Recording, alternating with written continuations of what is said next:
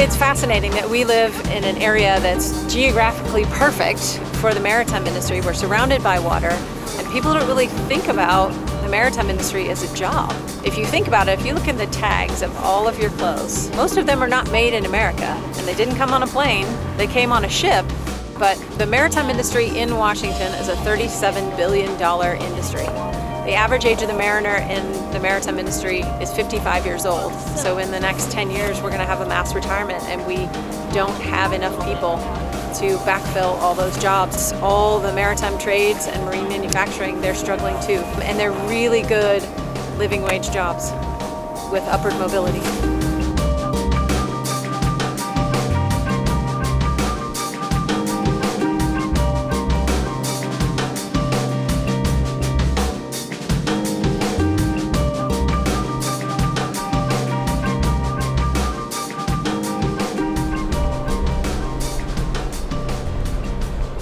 The Seattle Maritime Academy has been around since the 70s in the same location, doing some form or fashion of maritime training since the 70s.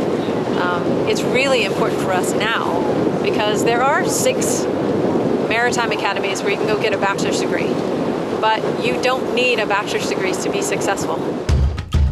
This is called Experience Maritime, and it's a 4-day awareness camp for getting young people to be aware of the maritime industry.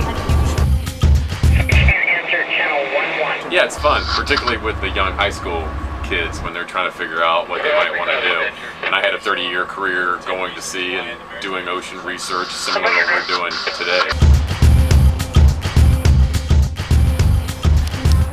So they spend the first 2 days learning a little bit about marine safety, the life jackets, survival suits, how to abandon ship, what the emergencies are. They learn how to do basic plotting and navigation and what the different parts of a chart are and why you would use it. They learn how to tie knots. They get to go in the simulator and drive this boat in the simulator to the points that we're at today. We talk a little bit about diesel engines and hydraulics and refrigeration, and they get to go into the engine room simulator. And then they get to go on the tours of our training vessels so they can see real ships. Hands-on was like fun, so that you can see like how it ties into like what you're doing, how it ties into like actually on a boat, so it's kind of fun. So on the 3rd day of the 4 days, they actually get to do the pre-work for this science. They have the background because we're going to 3 real scientific stations, and they're actually collecting real data. The ocean is a really important part of the global ecosystem that we're part of too and depend on to, live. But also because a huge part of our economy is based on ocean shipping, and a lot of our resources come from the ocean, and a lot of people don't know that because it's far away.